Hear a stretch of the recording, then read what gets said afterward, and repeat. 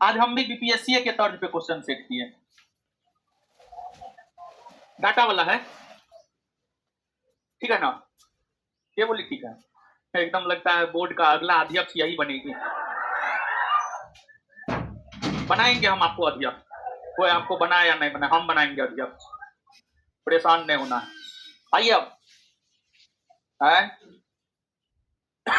आइए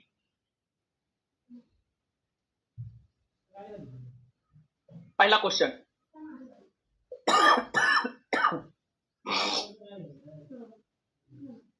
निम्न कथनों पर विचार कीजिए।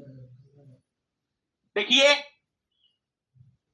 आपको 3 गोलमेज सम्मेलन हुए हैं, 3 गोलमेज सम्मेलन हुए हैं।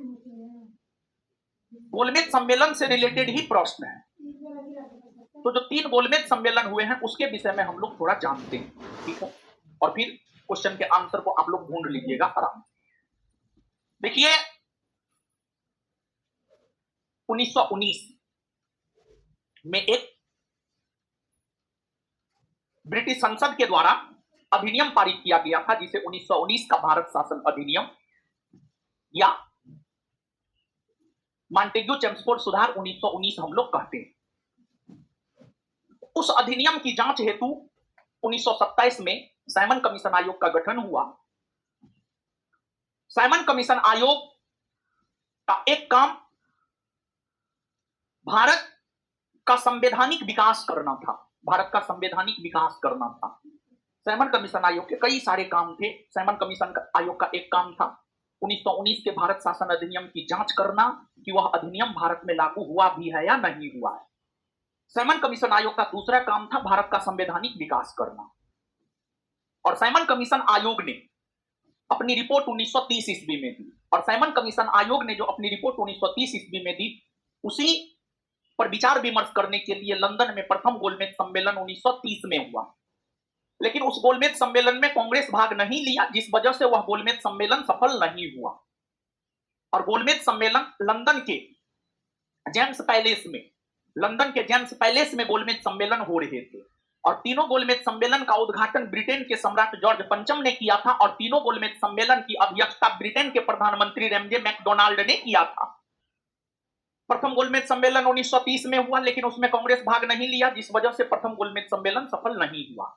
फिर द्वितीय गोलमेज सम्मेलन 1931 में हुआ, उसमें कांग्रेस भाग लिया, और कांग्रेस की तरफ से महात्मा गांधी भाग लिए। लेकिन महात्मा गांधी जो अपनी मांग रखना चाह रहे थे कि भारत को डोमिनियन स्टेट का दर्जा दिया जाए, लेकिन गांधी जी को मुद्दा से भटकाने का प्रयास किया गया, और गांधी जी थे बड़ी दूरदर्शी, गांधी जी चीजों को समझ गए। और फिर महात्मा गांधी द्वितीय गोलमेज सम्मेलन को बीच में ही छोड़कर वापस रिटर्न भारत आ गए। इस प्रकार द्वितीय गोलमेज सम्मेलन भी असफल हो गया। फिर तृतीय गोलमेज सम्मेलन 1932 में हुआ, उसमें भी कांग्रेस भाग नहीं लिया। आखिरकार तीनों गोलमेज सम्मेलन का अगर आप देखेंगे कोई उचित परिणाम निकल करके सामने आया या नहीं आया, तीनों गोलमेज सम्मेलन का कोई उचित परिणाम निकलकर सामने नहीं आया। लेकिन तीनों गोलमेज सम्मेलन के आधार पर जो रिपोर्ट तैयार हुआ, वही रिपोर्ट भारत शासन अधिनियम 1935 बनने का आधार बना। और आगे चलकर भारत शासन अधिनियम 1935 बना, जो भारत शासन अधिनियम 1935 भारत के संवैधानिक इतिहास में एक मील का पत्थर साबित हुआ। और भारत के संवैधानिक इतिहास में भारत शासन अधिनियम मील का पत्थर साबित हुआ, ये हम इसलिए कह सकते हैं क्योंकि भारत के संविधान में, भारत के मूल संविधान में 395 अनुच्छेद, 395 अनुच्छेद में से 250 अनुच्छेद भारत शासन अधिनियम 1935 से ही लिए गए हैं। समझ गया? पहला सही है गलत? दूसरा, तीसरा, सभी कथन। और जानते हैं, गोलमेज सम्मेलन पहला अवसर हुआ जब अंग्रेजों ने भारतीयों को अपने समकक्ष का दर्जा दिया, अपने बराबर का दर्जा दिया। एक टेबल पर अंग्रेज और भारतीय दोनों एक टेबल पर बैठ करके बात किया। इससे पहले होता यह था कि अंग्रेज कुर्सी पर बैठता था, भारतीय नीचे में बैठता था। समझिए, तो गोलमेज सम्मेलन में पहली बार अंग्रेजों ने भारतीयों को अपने समकक्ष का दर्जा दिया, मतलब अपने बराबर का दर्जा दिया। विधानसभा अध्यक्ष तथा उपाध्यक्ष के पदों से पद त्याग तथा पद से हटाए जाने का प्रावधान संविधान के किस अनुच्छेद में किया गया है? देखिए, अनुच्छेद 178।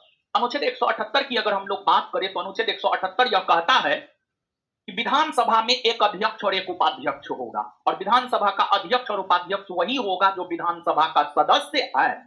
विधानसभा के सदस्य अपने सदस्यों में से ही एक अध्यक्ष और एक उपाध्यक्ष को चुनेगा।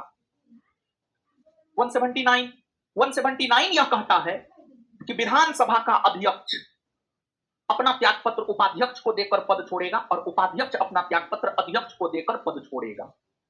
और साथ ही साथ अध्यक्ष और उपाध्यक्ष का पद, विधानसभा के अध्यक्ष और उपाध्यक्ष का पद किन किन स्थितियों में रिक्त हो सकता है, इसको लेकर भी जानकारी अनुच्छेद 179 ही देता है।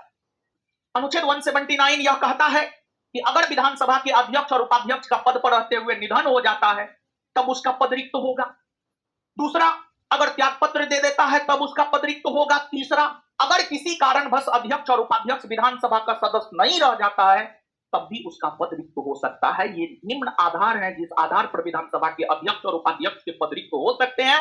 इसको लेकर जानकारी हमें अनुच्छेद 179 देता है, यानी इसका उत्तर होगा 179। इसके बाद 182 यह कहता है विधान परिषद में एक सभापति और एक उपसभापति होगा। 183 विधान परिषद के सभापति और उपसभापति के पद रिक्त होने को लेकर जानकारी देता है 183।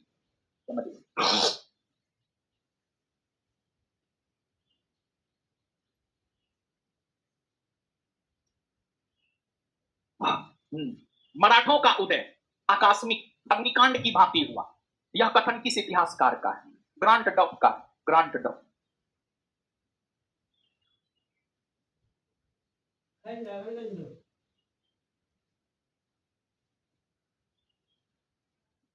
छाया कैबिनेट, शैडो कैबिनेट संस्था का संबंध किस देश के कैबिनेट व्यवस्था से है? ब्रिटेन से है। छाया कैबिनेट का संबंध अगर देखा जाए तो इसका संबंध जो है आपको ब्रिटेन से। क्या है छाया कैबिनेट, जानते हैं? समझिए थोड़ा। जैसे सामान्य तौर पर, जैसे भारत की सामान्य व्यवस्था को आप समझिए। भारत में एक सत्ता पक्ष है, सत्ता पक्ष में बीजेपी है या एनडीए गठबंधन है। सत्ता पक्ष में जो है उसी का प्रधानमंत्री है, कैबिनेट मंत्री है, सब लोग हैं, यहां तक तो ठीक है। लेकिन शैडो कैबिनेट, छाया कैबिनेट में क्या होता है? छाया कैबिनेट में होता है एक विपक्ष होता है। छाया कैबिनेट में एक सत्ता पक्ष और एक विपक्ष होता है। सत्ता पक्ष का अपना प्रधानमंत्री, गृह मंत्री, रेल मंत्री, वित्त मंत्री होता है। उसी प्रकार से जिस देश में छाया कैबिनेट होता है उस देश में जो विपक्ष होता है, विपक्ष का अपना एक प्रधानमंत्री होता है, विपक्ष का अपना एक वित्त मंत्री होता है, विपक्ष का अपना एक गृह मंत्री होता है, विपक्ष का अपना एक रेलवे मंत्री होता है। और विपक्ष का जो प्रधानमंत्री, गृह मंत्री, रेल मंत्री, वित्त मंत्री होता है, इसे भविष्य का प्रधानमंत्री, भविष्य का वित्त मंत्री, भविष्य का गृह मंत्री माना जाता है, भविष्य का गृह मंत्री माना जाता है। और जो मंत्री के पास जो विभाग होता है वो सत्ता पक्ष के उस विभाग को बतलाता है। जैसे विपक्ष का प्रधानमंत्री सत्ता पक्ष के प्रधानमंत्री को कहेगा कि आप ये गलत कर रहे हैं, आपको ये नहीं बल्कि ये करना चाहिए, आपको जनता के कल्याण के लिए काम करना चाहिए। ये चीज होता है, समझ गए? मतलब छाया कैबिनेट वाला व्यवस्था में एक तो जैसे आप हैं प्रकाश में जाइएगा तो आपका शैडो बनता है ना जी, आपका शैडो बनता है। शैडो भी तो आप जैसन है वैसे ही आपका शैडो भी बनेगा, वैसा ही आपका छाया बनेगा। तो वैसे ही छाया कैबिनेट में जो है सत्ता पक्ष के अकॉर्डिंग ही विपक्ष पूरा अपना एक मंत्रिमंडल बना लेता है और विपक्ष अपने मंत्रिमंडल के जरिए सत्ता पक्ष को दिशा निर्देश करता है कि आपको ये नहीं ये करना चाहिए। मतलब भारत में जो काम विपक्ष करता है या विपक्ष कर रहा है, भारत में जो काम विपक्ष करता है या विपक्ष कर रहा है वही काम ब्रिटेन में शैडो कैबिनेट करता है। बात समझे? अच्छी व्यवस्था है, इसको आप अच्छी व्यवस्था मान सकते हैं, समझिए।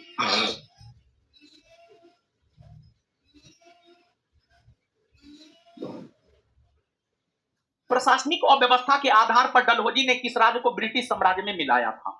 देखिए, प्रशासनिक अव्यवस्था, प्रशासनिक अव्यवस्था मतलब कुप्रशासन।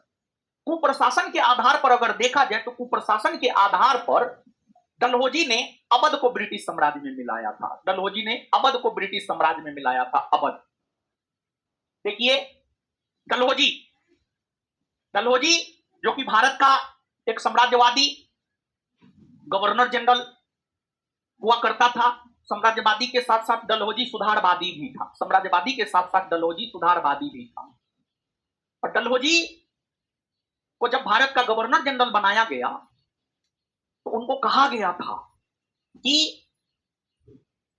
आपको जितना भारत में ब्रिटिश साम्राज्य का विस्तार करना है आप कर लीजिए, क्योंकि आपके बाद विस्तारवादी नीति का हम परित्याग कर देंगे। और डलहौजी ने भारत में ब्रिटिश साम्राज्य का विस्तार राजहड़प नीति के तहत किया, लेकिन अवध पर राजहड़प नीति लागू नहीं होता था और इसी वजह से अवध पर कुप्रशासन का आरोप लगाया गया और कुप्रशासन के आधार पर अवध को 1856 में कुप्रशासन के आधार पर अवध को 1856 में ब्रिटिश साम्राज्य में मिला लिया गया।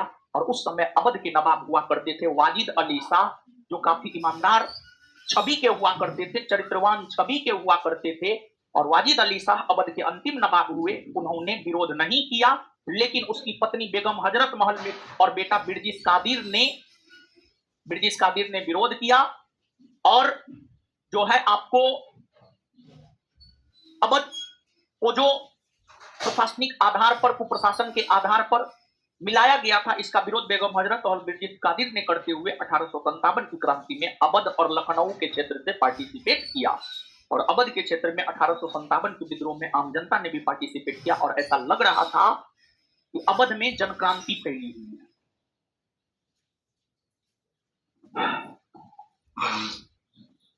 जनहित याचिका की अवधारणा की उत्पत्ति एवं विकास सर्वप्रथम किस देश में हुई है? जनहित याचिका पब्लिक इंटरेस्ट लिटिगेशन PIL की अवधारणा का विकास सर्वप्रथम यूएसए में हुआ है, संयुक्त राज्य अमेरिका में हुआ। देखिए, जो PIL जनहित याचिका है, इसके अंतर्गत होता क्या है जानते हैं? इसके अंतर्गत होता यह है कि देखिए, सामान्य कानूनी प्रक्रिया में क्या होता है, सबसे पहले आप इस बात को समझिए। आप सब लोग जानते हैं सामान्य कानूनी प्रक्रिया में होता यह है, जिसका हित प्रभावित होता है वो न्यायालय के शरण में जाता है और न्यायालय फिर उसे न्याय प्रदान करने का काम करता है। लेकिन भारत में कभी कभार कुछ ऐसा होता है, कुछ ऐसी घटनाएं घटित होती है, कुछ ऐसे लोगों के साथ घटना घटित होती है कि वे लोग न्यायालय के शरण में नहीं जा पाते हैं। तो उस स्थिति में अगर उस घटना से संबंधित चीजों का वीडियो वायरल होता है, न्यूज़पेपर में आता है, तो उस घटना को न्यायालय स्वतः संज्ञान में लेकर उसकी सुनवाई करता है। यही तो जनहित याचिका है, यही जनहित याचिका है। जैसे किसान आंदोलन के दौरान एगो कोई तेनी हुआ करता था, मंत्री हुआ करता था, उसका बेटा जो है अपनी गाड़ी से किसानों को रौंद दिया, जिसमें कई किसान मारे गए थे और उसका वीडियो वायरल हुआ। और फिर भारत का सुप्रीम कोर्ट स्वतः संज्ञान में उस मामला को लेते हुए जो है उसको उसके ऊपर कानूनी कार्रवाई करते हुए उसको जेल में बंद कर दिया। यही तो जनहित याचिका है। मतलब कोई वैसी घटना जिससे जनता का हित प्रभावित हो रहा है, कोई वैसी घटना जिससे जनता का हित प्रभावित हो रहा है, उन घटनाओं को स्वतः संज्ञान में लेते हुए न्यायालय के द्वारा जो उन घटनाओं पर सुनवाई की जाती है, वही जनहित याचिका है। इसकी अवधारणा का विकास अमेरिका में हुआ और अमेरिका से इसे भारत में भी ग्रहण किया गया है और वर्तमान में यह प्रणाली भारत में भी लागू है। वर्तमान में यह प्रणाली भारत में भी लागू है। तो यूएसए, संयुक्त राज्य America. The man who divided India पुस्तक के लेखक रफीक जकारिया।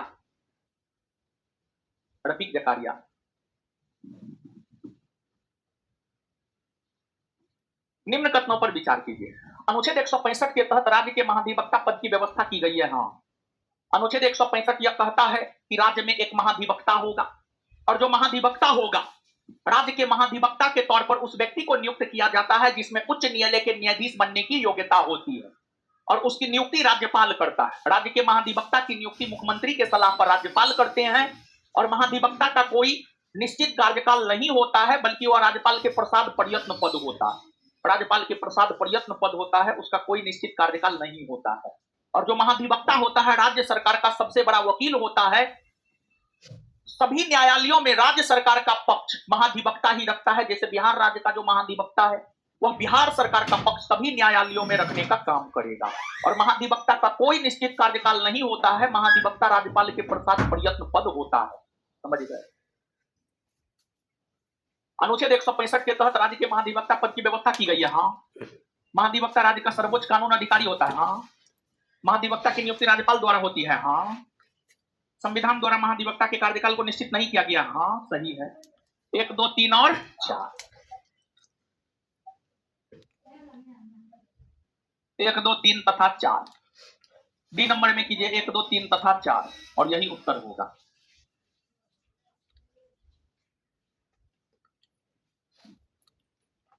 आगे आइए। ब्रिटिश ईस्ट इंडिया कंपनी का व्यापारिक अधिकार, ब्रिटिश ईस्ट इंडिया कंपनी का व्यापारिक अधिकार अंतिम रूप से किस एक्ट के तहत समाप्त हुआ? अंतिम रूप से, अंतिम क्या होगा? 1833। अंतिम रूप से। इस क्वेश्चन का कीवर्ड अगर देखा जाए तो इस क्वेश्चन का कीवर्ड है अंतिम रूप से। इस क्वेश्चन का कीवर्ड है अंतिम रूप से। देखिए, ब्रिटिश ईस्ट इंडिया कंपनी एक व्यापारिक कंपनी, यह भारत व्यापार करने के लिए आई और यह कंपनी भारत में व्यापार भी कर रही। इस कंपनी के व्यापारिक एकाधिकार को आंशिक रूप से समाप्त 1813 के चार्टर्ड एक्ट के तहत किया गया और पूर्णतः तथा अंतिम रूप से इस कंपनी के व्यापारिक एकाधिकार को समाप्त 1833 में किया गया। और 1833 में जब ब्रिटिश ईस्ट इंडिया कंपनी के व्यापारिक एकाधिकार को अंतिम रूप से समाप्त कर दिया गया तो इस कंपनी को एक प्रशासनिक कंपनी बना दिया गया। ब्रिटिश ईस्ट इंडिया कंपनी को एक प्रशासनिक कंपनी बना दिया गया और इस कंपनी को यह जिम्मेदारी दी गई कि British east India company Bharat के शासन प्रशासन को देखे। अब इस कंपनी का काम भारत में व्यापार करना नहीं है, बल्कि अब इस कंपनी का काम भारत में शासन प्रशासन को देखना है। भारत में शासन प्रशासन को देखना है। तो 1833 के चार्टर एक्ट के तहत ब्रिटिश ईस्ट इंडिया कंपनी के व्यापारिक एकाधिकार को पूर्णतः समाप्त करते हुए इस कंपनी को एक प्रशासनिक कंपनी बना दिया गया 1833।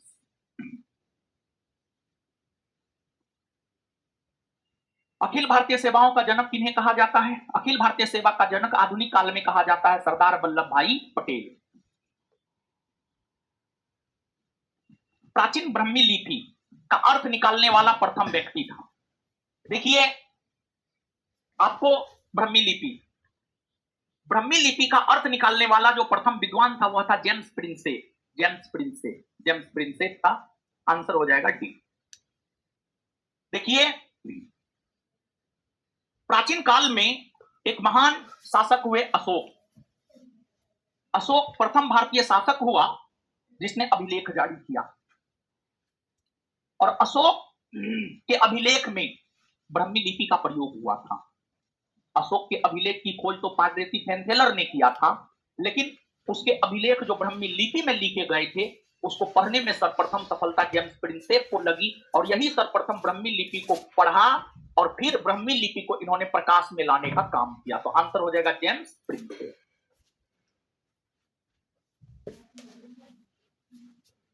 निम्न में से किस संवैधानिक संस्था को समाप्त किया जा सकता है परंतु भंग नहीं किया जा सकता? विधान परिषद। बता रहे हैं, परेशान नहीं होंगे। देखिए, राज्यसभा क्यों नहीं होगा?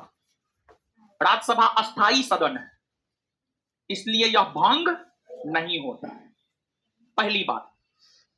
परंतु भंग नहीं किया जा सकता, तो राज्यसभा को भंग नहीं किया जा सकता। इस बात को अब सुनिए, राज्यसभा एक अस्थाई सदन है इसलिए उसे भंग नहीं किया जा सकता। दूसरी बात यही समझना, भारत में या भारत ने संसदीय शासन प्रणाली को अपनाया है। भारत ने संसदीय शासन प्रणाली को अपनाया है और संसदीय शासन प्रणाली का पहला गुण होता है संसद का 2 सदन होना चाहिए और भारत ने संसदीय शासन प्रणाली को अपनाया है। भारत में संसद का 2 सदन, एक लोकसभा और एक राज्यसभा है। ठीक है बात। अब देखिए, संसदीय शासन प्रणाली आधारभूत ढांचा के अंतर्गत आता है, बेसिक स्ट्रक्चर के अंतर्गत आता है। तो भारत ने संसदीय शासन प्रणाली को अपनाया है। भारत में संसदीय शासन प्रणाली है, यह इसलिए कह सकते हैं क्योंकि भारत में संसद का 2 सदन, लोकसभा और राज्यसभा, और ये संसदीय शासन प्रणाली संविधान के बेसिक स्ट्रक्चर के अंतर्गत आते हैं। और जो चीज संविधान के बेसिक स्ट्रक्चर के अंतर्गत आते हैं उसमें परिवर्तन नहीं किया जा सकता है, उसमें परिवर्तन करने का अधिकार किसी के पास भी नहीं। मतलब राज्यसभा को समाप्त करने का अधिकार किसी के पास नहीं है।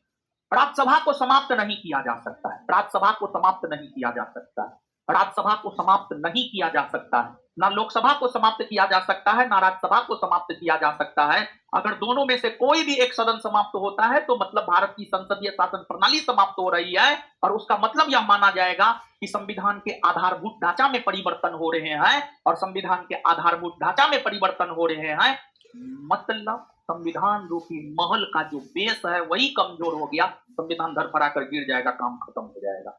समझे? तो राज्यसभा समाप्त नहीं हो सकता है, राज्यसभा ना समाप्त होता है ना भंग होता है, राज्यसभा ना समाप्त होता है और ना ही भंग होता है, राज्यसभा ना समाप्त हो सकता है और ना ही भंग होता है। समझ गए क्या है? यहां समाप्त किया जा सकता है परंतु भंग नहीं। राज्यसभा समाप्त किया जा सकता नहीं, तो इसलिए राज्यसभा नहीं है। समझे जी? राज्यसभा नहीं होगा विधान परिषद।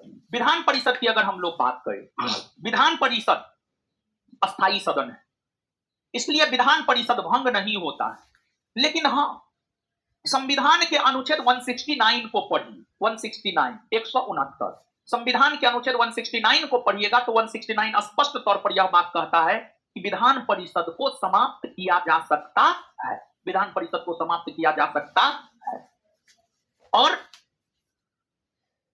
उसका सृजन भी किया जा सकता है। आप देखिए भारत में 28 राज्य है, 28 के 28 राज्यों में विधान परिषद है नहीं ना है? तो इसको समाप्त किया जा सकता है लेकिन भंग नहीं किया जाता है। कुछ समझे हैं? आंसर विधान परिषद। केंद्रीय भारतीय भाषा संस्थान मैसूर में है। हाँ, केंद्रीय अंग्रेजी एवं विदेशी भाषा संस्थान हैदराबाद में है। सही, दोनों सही है, 1 तथा 2 दोनों सही। क्षेत्रीय परिषद का गठन एवं अध्यक्षता कौन करता है? देखिए, क्षेत्रीय परिषद का गठन भारत के राष्ट्रपति के द्वारा किया गया है, और क्षेत्रीय परिषद की जो बैठक होती है उसकी अध्यक्षता केंद्रीय गृह मंत्री के द्वारा किया जाता है। क्षेत्रीय परिषद का गठन, क्षेत्रीय परिषद का गठन भारत के राष्ट्रपति के द्वारा किया गया है, और इसकी अध्यक्षता जब क्षेत्रीय परिषद की बैठक होती है तो इसकी अध्यक्षता जो है केंद्रीय गृह मंत्री करते हैं। तो आंसर हो जाएगा क्रमशः राष्ट्रपति एवं गृह मंत्री। अब सुनिएगा, जानते हैं भारत को कई क्षेत्रीय परिषद में बांटा गया है? उत्तरी क्षेत्रीय परिषद, दक्षिणी क्षेत्रीय परिषद, पूर्वी क्षेत्रीय परिषद, पश्चिमी क्षेत्रीय परिषद, मध्य क्षेत्रीय परिषद और उत्तरी पूर्वी क्षेत्रीय परिषद या पूर्वोत्तर क्षेत्रीय परिषद। पूर्वोत्तर क्षेत्रीय परिषद के अंतर्गत सिक्किम, असम, मेघालय, नागालैंड, मणिपुर, मिजोरम, त्रिपुरा आता है। उत्तरी क्षेत्रीय परिषद के अंतर्गत लद्दाख, जम्मू कश्मीर, हिमाचल प्रदेश, पंजाब, हरियाणा, राजस्थान जैसे राज्य आते हैं। दक्षिणी क्षेत्रीय परिषद के अंतर्गत दक्षिण में जो राज्य है केरल, तमिलनाडु, कर्नाटक, आंध्र प्रदेश, तेलंगाना सब आता है। पूर्वी क्षेत्रीय परिषद में बिहार, झारखंड, ओडिशा, बंगाल आता है। पश्चिमी क्षेत्रीय परिषद में महाराष्ट्र, गोवा, दादर नगर हवेली, दमन और द्वीप, गुजरात जैसे राज्य आते हैं। मध्य क्षेत्रीय परिषद में उत्तर प्रदेश, उत्तराखंड, मध्य प्रदेश, छत्तीसगढ़ आता है। मतलब जो क्षेत्रीय परिषद है, भारत को जो कई क्षेत्रीय परिषद में बांटा गया है, अलग अलग क्षेत्रीय परिषद में अलग अलग राज्य आता है। क्षेत्रीय परिषद का काम क्या है जानते हैं? क्षेत्रीय परिषद का काम है दो राज्य के बीच अगर कोई विवाद हो जाए उस विवाद का निपटारा करना। जैसे मान लिया जाए पूर्वी क्षेत्रीय परिषद में आता है बिहार, झारखंड, ओडिशा, पश्चिम बंगाल। अगर मान लिया जाए बिहार पश्चिम बंगाल के बीच कोई विवाद हो गया तो उस विवाद का निपटारा क्षेत्रीय परिषद की बैठक के जरिए किया जाता है। और क्षेत्रीय परिषद का उद्देश्य होता है राज्यों के बीच पारस्परिक संबंध को बेहतर बनाकर रखना, राज्यों के बीच पारस्परिक संबंध को बेहतर बनाकर रखना। ये सब जो है काम होता है क्षेत्रीय परिषद का। क्षेत्रीय परिषद का ये सब काम होता है। समझे हो? क्या समझे? नहीं कुछ समझ में आया ना तो सीधा बोलिए, अगर पूछे ना समझे सीधा कहिए वही समझे जो आप समझाए। कौन सुमेलित नहीं है? क्रेमलिन मॉस्को में है, सही है। बिग बेन लंदन सही है। पोर्सिलेन टावर काहिरा में है, नहीं। चीन के नॉन किंग में है, चीन में है, चीन में। पेंटागन वाशिंगटन सही आंसर हो जाएगा सी। पोर्सिलिन टावर काहिरा में नहीं है बल्कि चीन में।